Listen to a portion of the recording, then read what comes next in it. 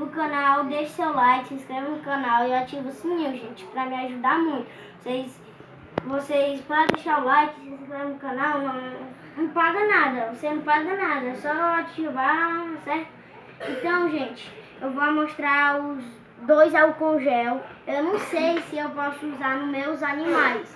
Gente, eu não sei se eles vão pegar, né, corona, eu não sei. Aí, gente, eu usei 2 álcool gel 70, certo? Tá pouco, porque eu uso muito. Eu e minha família, todo mundo da minha família usa. Gente, vocês têm que ter muito cuidado com esse corona. Tomara que saia logo de Fortaleza, todos os países. Eu não sei falar, gente, mas tomara que saia de todo planeta, né, gente? Aí, gente, eu tenho 2 gatos e um cachorro, certo, gente? Então, o nome deles são Kina, Caio e Panda, certo? Então, esse foi o vídeo.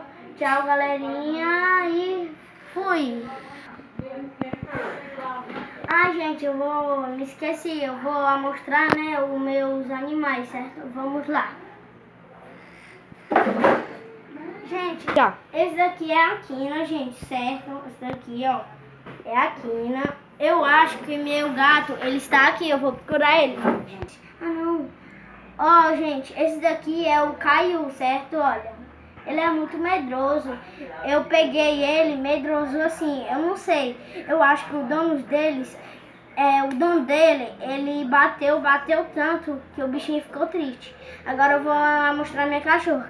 Esses daqui são eles 2 juntos, certo, gente? Aqui no Caio.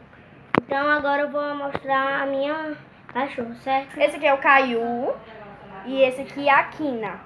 Esse daqui é o Caio, ó. Esse daqui, ó. Esse aqui é o Caio, gente. Esse daqui, ó, que eu tô mostrando, ó. E essa preta com branco é a Kina, certo? Então vamos lá mostrar minha cachorra. Ó, gente, essa daqui é a Panda, certo? Ó, ela não gosta de ficar assim, ela gosta de ficar se mexendo, gente. Panda. Ela é raça, gente. É pastor alemão com ladrador, certo, gente? Ela já é grande. Panda.